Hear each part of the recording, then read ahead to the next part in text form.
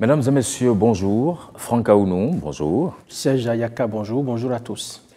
Elle est au cœur des réformes institutionnelles qui ont cours depuis 2016 au Bénin. Et visiblement, elle conditionne la bonne relance du développement local et permet de répondre de manière plus efficace et efficiente aux besoins multiples des populations avec le territoire comme ancrage. La décentralisation, faut-il le préciser, dans sa conceptualisation de 2016, est un moteur de développement. Mais qu'est-ce qui a fondamentalement changé dans la gestion des communes depuis ces 8 dernières années? Quand on parle des communes de Bénin, eh bien, impossible d'occulter le fonds d'appui au développement des communes. Comment le transfert de ces ressources du FADEC aux 77 communes de notre pays a-t-il été géré? Quels ont été les impacts principaux? Dans les 52 prochaines minutes, nous ferons, avec Monsieur le ministre de la Décentralisation et de la Gouvernance locale, le point des 8 années d'exécution du programme d'action du gouvernement de la rupture dans le secteur de la décentralisation. Monsieur le ministre, bonjour. Bonjour, Monsieur Serge Ayaka. Merci d'accepter de répondre à nos questions. C'est un plaisir pour moi. Bonjour, Monsieur le ministre. Bonjour, Monsieur Franck Aounou.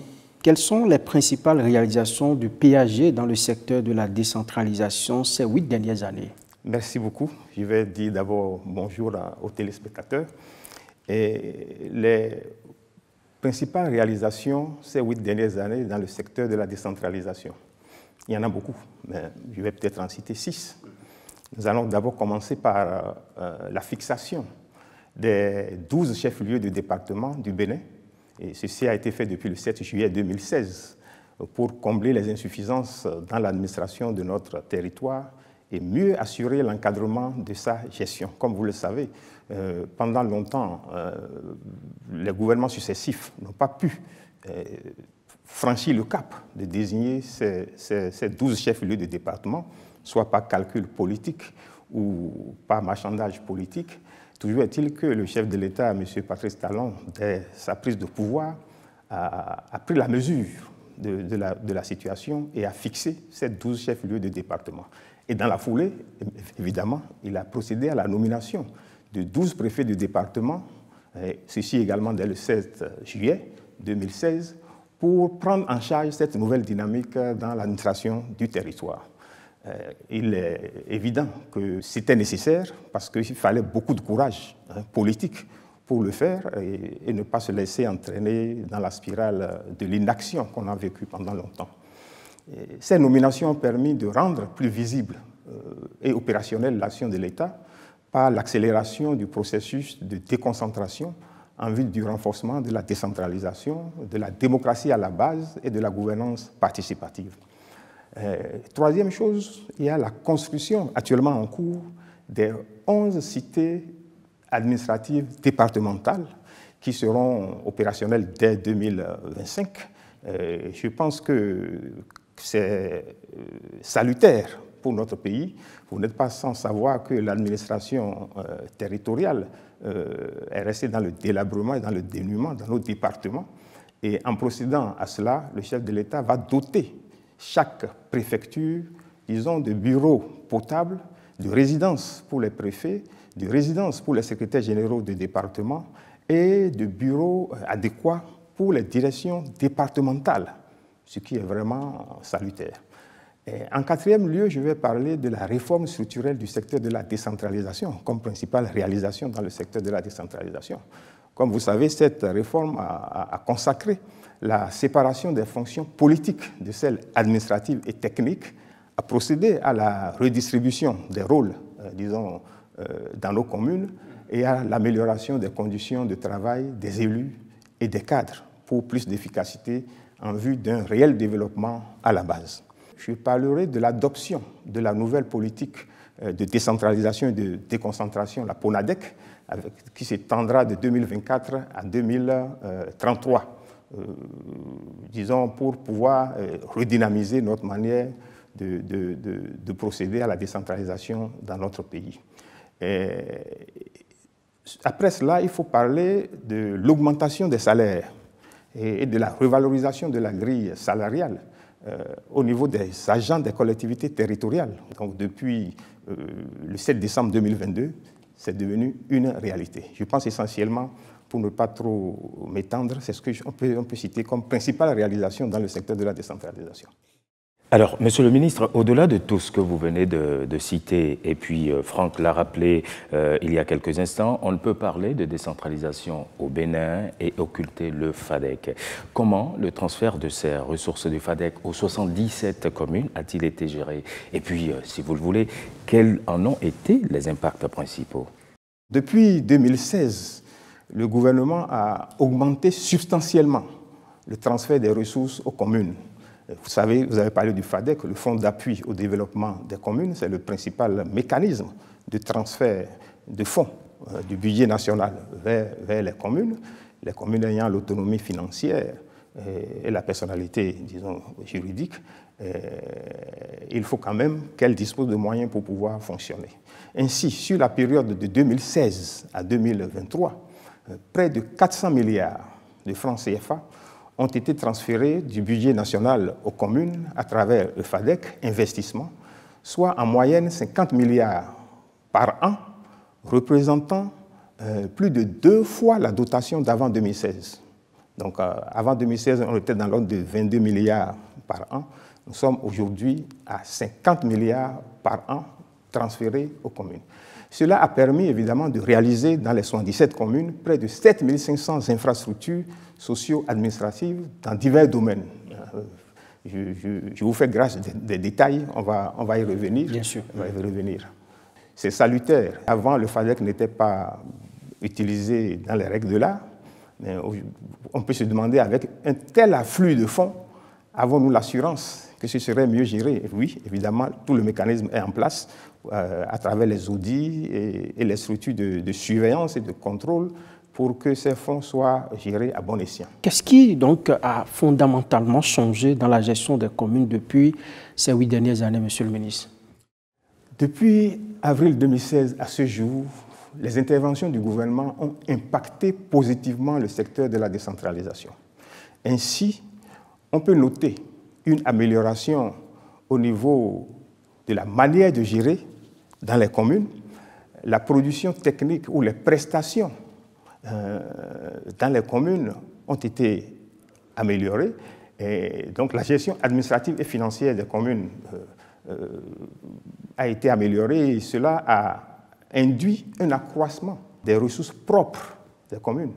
Vous savez, à côté du FADEC, il est demandé à chaque commune de mettre en place l'environnement propice à, disons, générer des ressources propres.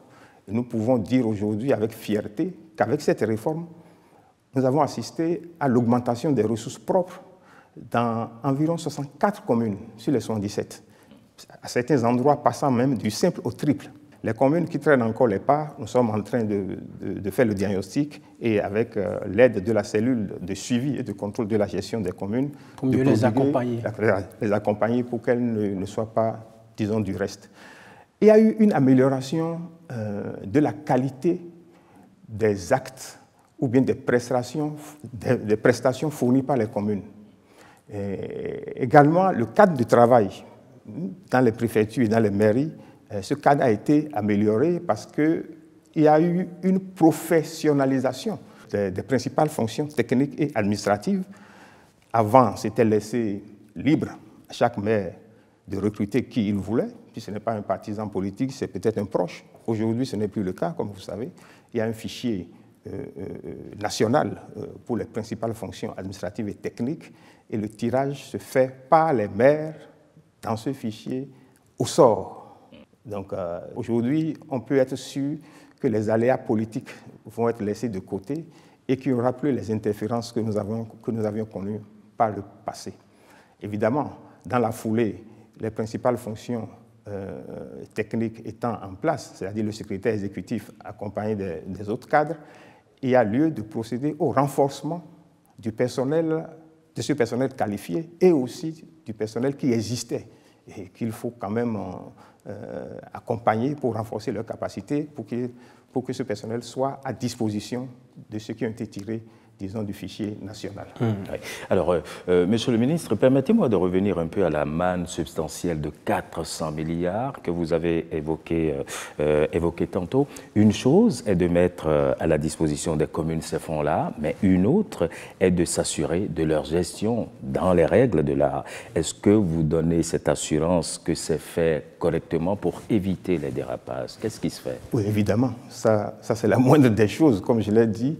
Si le gouvernement se permet aujourd'hui d'accroître, disons, les transferts de fonds, c'est parce que nous nous sommes assurés que le mécanisme de suivi de ces fonds-là est en place. Il y a d'abord l'instauration d'une pratique régulière d'audit des subventions de l'État aux communes, c'est-à-dire audit FADEC. Il s'agit d'un audit annuel qui est fait dans toutes les communes, annuellement. Ça fait même partie des conditionnalités pour continuer à mettre à disposition des fonds venant du budget national et même des partenaires techniques et financiers. À côté de cela, il y a la pratique de missions de contrôle et de vérification diligentées par toute structure compétente. J'ai parlé tantôt de la cellule de suivi et du contrôle de la gestion des communes. Il y a aussi les inspections du ministère, donc notamment l'IGM, l'inspection générale du ministère de la décentralisation, peut diligenter dès qu'on apprend quelque chose. Nous sommes à l'écoute, que ce soit dans la presse ou des rumeurs, dès qu'on apprend quelque chose, on diligente pour aller vérifier. Et aussi l'inspection générale des finances également fait la même chose. Donc ces structures de contrôle sont à pied d'œuvre à tout moment pour aller par sondage ou bien dès qu'on a une rumeur pour aller vérifier ce qui se passe. En plus de cela, il faut ajouter la reddition publique de comptes, qui est une obligation aujourd'hui pour chaque maire, et au moins une séance de reddition de comptes par semestre au niveau de chaque commune est faite. Pour toucher du doigt tout ce dont vous parlez là, Monsieur le ministre, et les efforts qui sont accomplis ces dernières années dans les communes avec l'augmentation de la cagnotte dédiée au FADEC, nous vous proposons de suivre ensemble cet élément. On revient juste après pour apprécier. À première vue, tout peut sembler ordinaire, mais les changements parlent d'eux-mêmes dans les collectivités territoriales. Des centaines d'infrastructures socio-communautaires sont sorties de terre en un laps de temps. L'appui du gouvernement aux 77 communes du Bénin à travers le FADEC, Fonds d'appui au développement des communes, a connu depuis 2016 une augmentation subséquente. À titre d'exemple, en 2023, la bagatelle enveloppe de 84,9 milliards de francs CFA a été répartie aux communes contre une moyenne de 22,3 milliards de francs CFA avant 2016 au titre du FADEC. Depuis 2016 donc, le gouvernement a augmenté substantiellement cette dotation. Ainsi, sur la période 2016-2023, près de 400 milliards de francs CFA ont été transférés du budget national aux communes à travers le FADEC Investissement, soit en moyenne 50 milliards de francs CFA par an, représentant ainsi plus de 2 fois la dotation avant 2016. Ces fonds ont notamment permis de constater des améliorations au niveau de chaque collectivité territoriale avec la construction d'hôtels de ville, d'infrastructures scolaires, sanitaires, marchandes et bien d'autres dans nos communes. Au-delà du FADEC, les mairies s'appuient aussi sur leurs ressources propres. Conscients qu'elles sont capables d'accompagner le gouvernement dans la dynamique de développer le Bénin, le président Patrice Talon a décidé de passer à une vitesse supérieure avec la mise à disposition des cadres techniques dans les administrations territoriales. Il faut aussi noter vraiment la disponibilité, l'engagement du maire qui a vu dans la réforme et dans la désignation de la secrétaire exécutive que je suis une opportunité vraiment pour relancer la commune sous son leadership. En 2022, les 77 secrétaires exécutifs ont rejoint leur poste. En quelques semaines, les finances des mairies ont connu un boom. La mobilisation des ressources propres est faite dans la transparence totale. Nous devons relever encore une fois l'accroissement remarquable du niveau de mobilisation des ressources propres de la commune qui passe de 79 millions en 2021, donc avant notre arrivée, à 102 121 802. Au niveau de la mairie de Bono, avec la réforme il y a eu quand même une amélioration au niveau de la mobilisation des ressources propres. Déjà en 2022, à notre prise de fonction, quand nous avons terminé l'exercice, on a fait un point, on a constaté que nous avons fait une mobilisation de près de 212 millions comparativement à l'année 2021 où cette mobilisation n'était pas à ce niveau. En 2020, par exemple, la mobilisation des fonds propres, c'est pratiquement 1 milliard. On était à 1 milliard en 2020. Mais en 2023, nous sommes passés à près de 2 milliards. Au plan de la mobilisation des ressources propres, il faut dire qu'avant l'avènement de la réforme, la mobilisation oscillait autour de 1 milliard 400 millions. Mais à partir de 2022, nous avons mis en place des stratégies qui nous ont permis de passer en 2023 à plus de 2 milliards de mobilisation de recettes propres. Mais en 2023, on a prévu mobiliser 283 616 125 francs CFA. Mais finalement, avec tout ce que les SE, avec les cadres techniques, y compris même les agents de la mairie, tout ce qu'ils ont fait comme boulot là, nous avons atteint 303 745 886 francs CFA. Je crois, au moment où nous prenions les rênes de l'administration communale de Bopa, les recettes propres de Bopa tournaient autour de 130 millions. L'exercice 2023, déjà, nous sommes à plus de 170 millions de recettes propres. Les ressources propres en 2022 étaient à peu près à 266 millions, mais en 2023, la commune est allée jusqu'à au-delà de 510 millions de francs CFA. 510 millions de francs CFA, et cela se justifie au travers de différentes lignes qui ont connu vraiment des taux d'accroissement. Les collectivités locales ont connu une grande avancée en 8 ans du gouvernement de la rupture. Alors, on remarque aisément, Monsieur le ministre, dans ce sujet que nous venons de suivre, que les ressources du FADEC impactent le développement des communes. Mais est-ce que vous pouvez déjà nous détailler les réalisations d'infrastructures majeures qui ont été financées par les ressources du FADEC entre 2016 et 2024 ? Oui, entre 2016 et 2024, je pourrais vous citer pêle-mêle, au titre des infrastructures socio-communautaires et économiques qui ont été réalisées. Nous avons par exemple 270 blocs de boutiques, 552 hangars de marché, 91 magasins de stockage, des boucheries, environ 17, une vingtaine. Il y a eu plusieurs travaux d'assainissement et d'aménagement de marché. 25 hôtels de ville ont été construits avec 170 bureaux d'arrondissement, près de 3000 salles de classe, et près de 120 000 tables-bancs, des constructions d'unités villageoises de santé avec logements incorporés, des constructions de centres de santé ou de dispensaires, des logements d'infirmiers ou de sages-femmes, environ une trentaine, construction de stades, disons, communaux de type omnisport. En l'occurrence, le gouvernement a été très regardant sur ça. Il y en a eu 24. D'autres communes attendent 24 pour la première phase. Et ce que tout le monde salue actuellement, il y a eu la construction de marchés d'arrondissement ou régionaux. Pour le moment, 35 pour la première phase. Et ça va continuer. Donc, quand on regarde tout ça, je pense que la physionomie ou le visage de nos collectivités territoriales est en train de changer. Parce que le patrimoine de l'État est en train d'être étoffé et ce patrimoine, in fine, est le patrimoine des communes. Voilà qui est bien dit, Raphaël Akoteyon. Quelles ont été alors les réformes clés mises en œuvre dans le secteur de la décentralisation au cours de ces dernières années et quels en sont les impacts? Je veux parler de ces 2 dernières années pour parler de la réforme structurelle sur le secteur de la décentralisation. Merci bien. Effectivement, la réforme principale ou fondamentale dans le secteur de la décentralisation est la réforme structurelle du secteur de la décentralisation. Et nous pouvons constater au cours des 2 dernières années, parce que la réforme, son implémentation n'a pas encore fait 3 ans, donc elle est en train de faire 2 ans et quelques, et nous pouvons noter déjà les changements fondamentaux, disons, dans sa phase active. Vous savez, c'est avec l'adoption de la loi numéro 2021-14 du 20 décembre 2021 qui porte disons, code de l'administration territoriale, tout a commencé par là. C'est cette loi qui a vraiment changé la donne dans le secteur de la décentralisation. Et désormais, c'est ce cadre légal unique de référence qui régit le secteur de la décentralisation.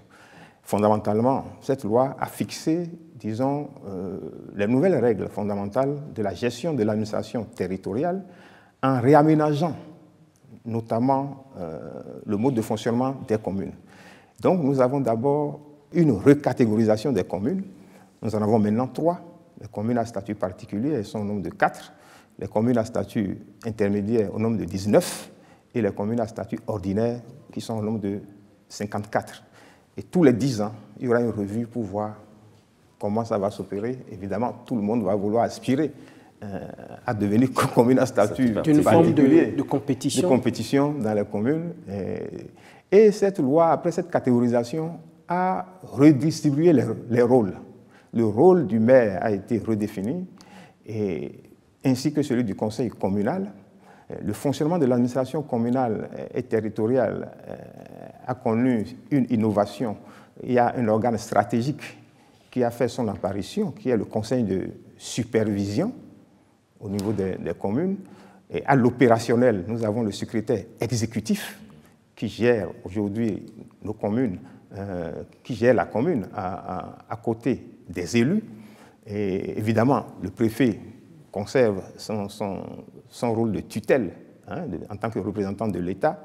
Et je pense que tout ça aujourd'hui constitue un nouvel attelage mis en place pour la bonne gestion de nos communes. Évidemment, la personnalité juridique et l'autonomie financière des communes sont maintenues, ça ne change pas, mais il faut gérer en tenant compte, disons, des changements induits par le Code de l'administration territoriale. Et je l'ai dit, ce code a fait apparaître des acteurs stratégiques, le Conseil de supervision. Le Conseil de supervision aujourd'hui est composé du maire, de ses adjoints et des 4 présidents de commission qui fixent les orientations, fixent les objectifs, proposent cela au conseil communal qui le valide, qui valide ses choix, ses orientations. Et une fois que c'est validé, c'est mis dans les mains du secrétaire exécutif qui, avec les 6 cadres tirés du fichier national qui l'entoure, ont la charge d'opérationnaliser ou d'exécuter ce que les élus ont décidé. Et donc il y a une professionnalisation, disons, de la gestion des communes. Et par exemple, aujourd'hui, si une commune doit suivre les prescriptions du code, c'est qu'il faut, par exemple, en matière d'aménagement, de développement local, il faut fixer les orientations, fixer les objectifs, dire, par exemple, en matière du schéma directeur d'aménagement de la commune, quelle zone sera à urbaniser, quelle autre sera à garder pour, disons, l'agriculture ou l'élevage, ou bien même l'industrialisation. Et quand tout cela est fixé, avec l'aide des cadres tirés du fichier national, qui sont des cadres d'un niveau ingénieur aujourd'hui, et l'appui des services déconcentrés de l'État en la matière, on pourra être sûr que d'ici quelques années, nos communes auront un visage vraiment digne, disons, de la modernité et répondront aux enjeux de la décentralisation. Oui. Alors, justement, parlant de cette réforme structurelle dans le secteur de la décentralisation, les citoyens se font leur petite idée des différents changements induits par la dite réforme sur le fonctionnement des communes. Dans l'élément qui va suivre, nous vous proposons de suivre l'avis de quelques-uns. Il est au-delà d'un visionnaire. Il est au-delà d'un visionnaire. J'ai servi dans les mairies, communes et tout ça là pendant 25 ans. Et j'ai vu tout ce qui se faisait, tout ce qui se passait. Mais avec l'avènement des SE au niveau des communes, ça arrête toutes les dérives. Ça arrête complètement toutes les dérives. Parce qu'ils sont, des élus, ils sont des hommes politiques. Et ils ont des redevances vis-à-vis de leur électorat. Et tout ça là amène les gens à ne pas pouvoir fonctionner normalement. On veut remercier les gens. On veut remercier les gens et ils passent à côté. Ils n'ont pas la main libre. Ils ont des parrains politiques, ils ont un électorat à défendre. Mais l'avènement des SE, ça arrête tout ça là. et complètement. À l'accoutumée, quand on venait ici, il fallait faire toute une file. Et là, je suis venu pour retirer un document. J'ai pu le faire en quelques minutes. C'est la preuve quand même qu'il n'y a plus de file. C'est la preuve que le service a quand même changé, quelque chose a changé. L'accueil, ça a changé parce qu'aujourd'hui, quand vous exhibez le nom du secrétaire exécutif, quand même tout le monde a peur. Tout le monde a peur et puis on est obligé de vous satisfaire. Ça, quand même, je crois que c'est l'actif du gouvernement pour cette réforme et c'est à saluer. Dans les années passées, à Bono ici, notre manière de mobiliser les fonds était autre chose.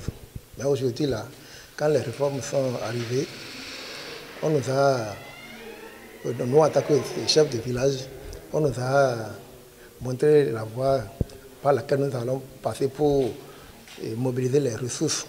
Beaucoup de choses ont changé en bien. Il y a le recrutement dans l'administration locale là, qui a vraiment changé. C'est aujourd'hui l'homme qu'il faut à la place qu'il faut.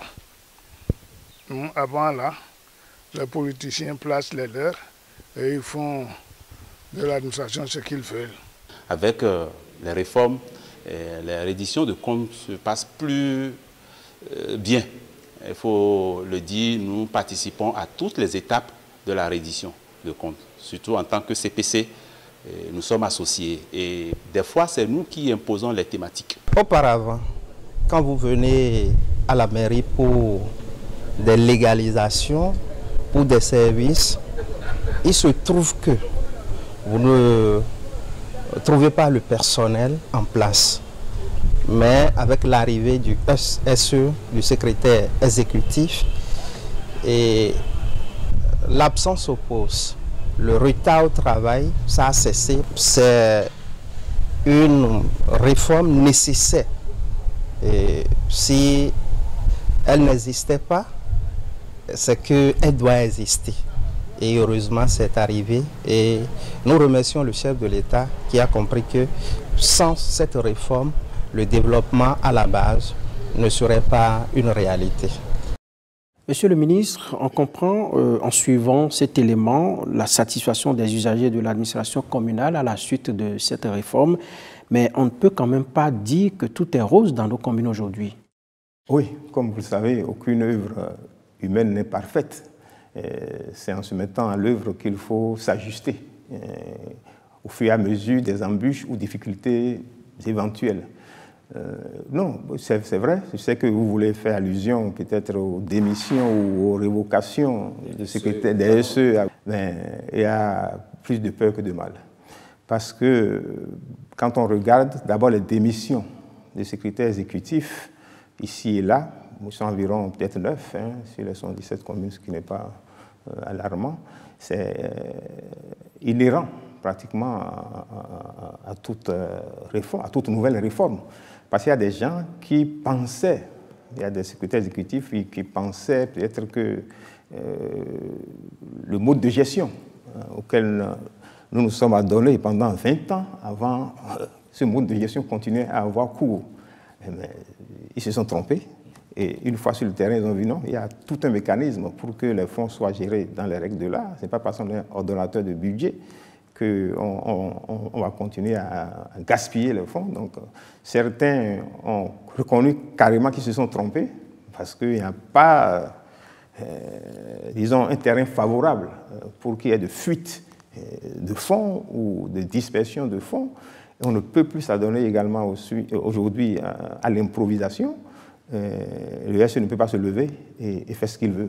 Il faut se baser sur les décisions du conseil communal ou bien du conseil de supervision. Et le SE ne peut pas attribuer de marché à qui il veut.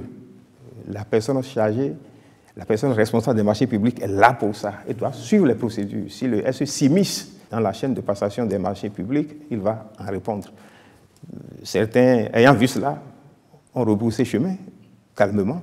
D'autres, puisque leur qualification est une qualification présumée sur papier, à l'épreuve des faits, il y en a qui n'ont pas pu répondre convenablement, et donc il y a eu des révocations. Il y a eu des révocations pour insuffisance de résultats, quelques cas de difficultés de collaboration avec les élus, mais les SE et le personnel technique administratifs tirés du fichier national restent, disons, employés des communes, des mairies. Et ce sont les maires qui signent leurs actes, disons, de recrutement. Et si quelqu'un pense qu'il va en faire à sa tête, il est mal tombé. Donc, ce qui a eu comme démission, révocation, ça rentre dans ce chapitre. Et c'est pour montrer que la réforme est dans une dynamique où nous voulons optimiser, disons, aussi bien les compétences de ces cadres-là tirés du fichier national et les mettre en phase avec les enjeux de la décentralisation en respectant le code nouvellement voté. Donc il n'y a pas de problème majeur. C'est vrai, les maires ont signalé quelques difficultés de collaboration. Non, pas de collaboration, de consommation. J'ai parlé de collaboration déjà, de consommation des fonds, des ressources. Quand on regarde, parfois, il y a des taux de consommation de budget qui ne sont pas à la hauteur des attentes. Et quand on regarde cela, c'est effectivement dû peut-être au noviciat des agents qui ont été tirés. Aux procédures qui sont parfois... Et aussi aux procédures. Mais nous avons déjà fait des rencontres, notamment avec les services du ministère de l'économie et des finances. On a cerné le problème et des recommandations ont été faites pour que ce processus soit fluidifié et que, aussi bien dans la chaîne de passation des marchés que dans la chaîne de consommation des dépenses publiques, que tout soit, disons, fluide dorénavant. Et je pense avec cela, les taux de consommation des budgets communaux vont s'améliorer. Alors, vont s'améliorer. Au vu de tout ce que vous venez de citer, que faudrait-il encore améliorer selon vous, Monsieur le ministre?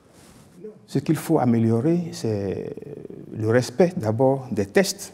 Le respect des tests.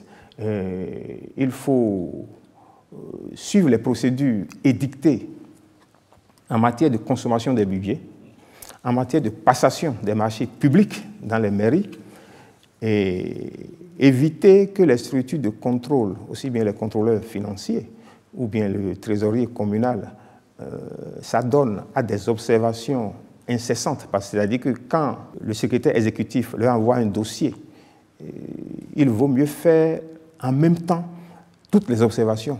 Il ne faut pas faire des observations de manière parcellaire.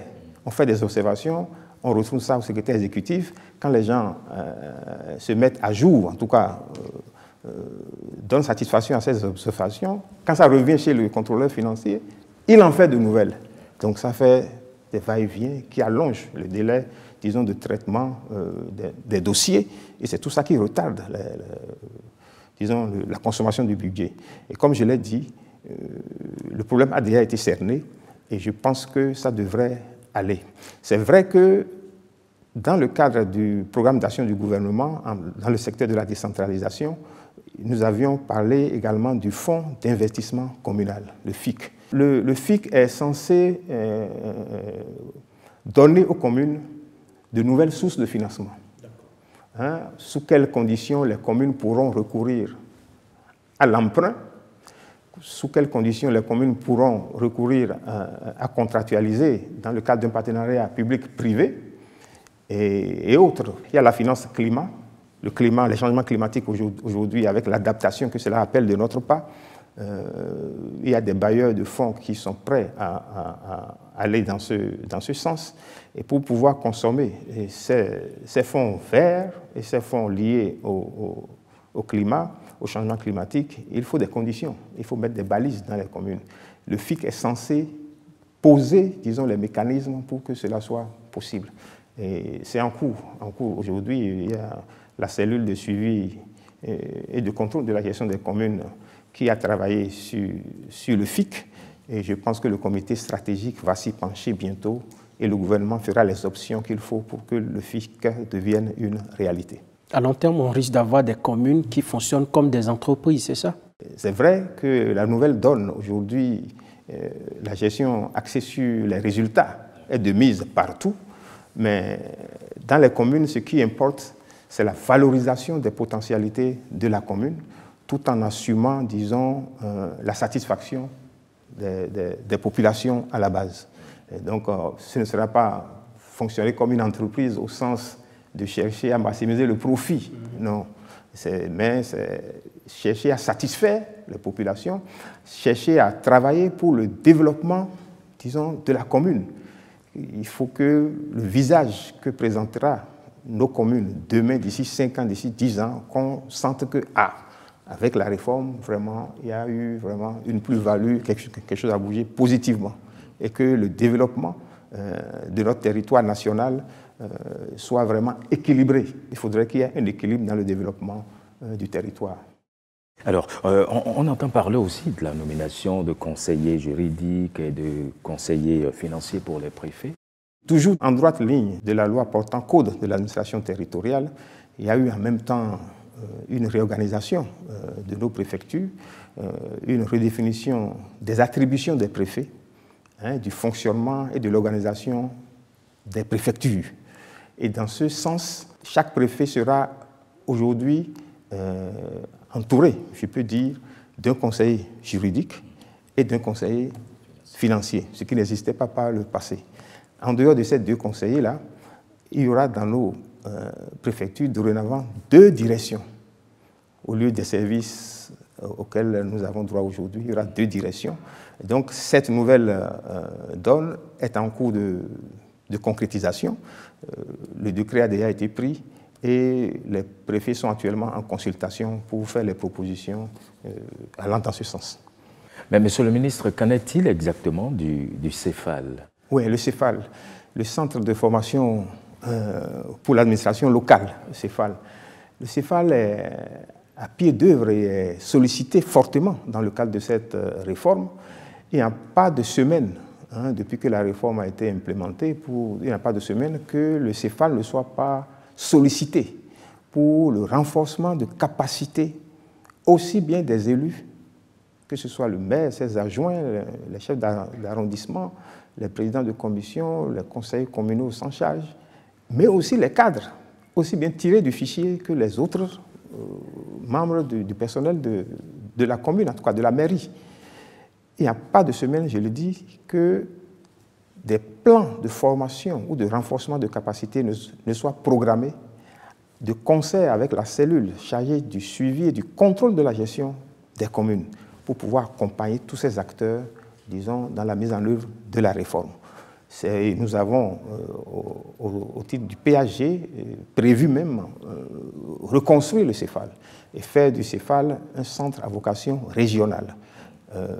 Les plans architecturaux existent déjà. Tout ça a été fait et transféré au ministère en charge du cadre de vie pour voir si ça tient la route. Après, les appels d'offres seront lancés pour que le CEFAL soit relooké. Mais en matière de compétences, le CEFAL est pleinement engagé dans la réforme structurelle du secteur de la décentralisation et travaille au quotidien. Serge, chers amis téléspectateurs, nous sommes au terme de cette émission bilan consacrée au secteur de la décentralisation.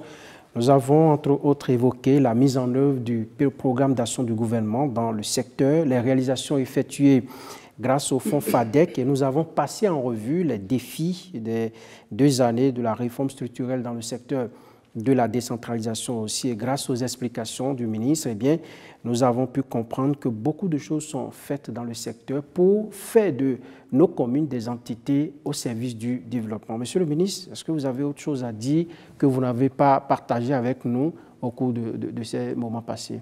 Non, je ne pense pas que j'ai autre chose à dire, mais je peux quand même dire que depuis 2016, la décentralisation au Bénin a pris un nouvel essor, avec la volonté affichée du chef de l'État d'agir sur les manettes de performance du secteur.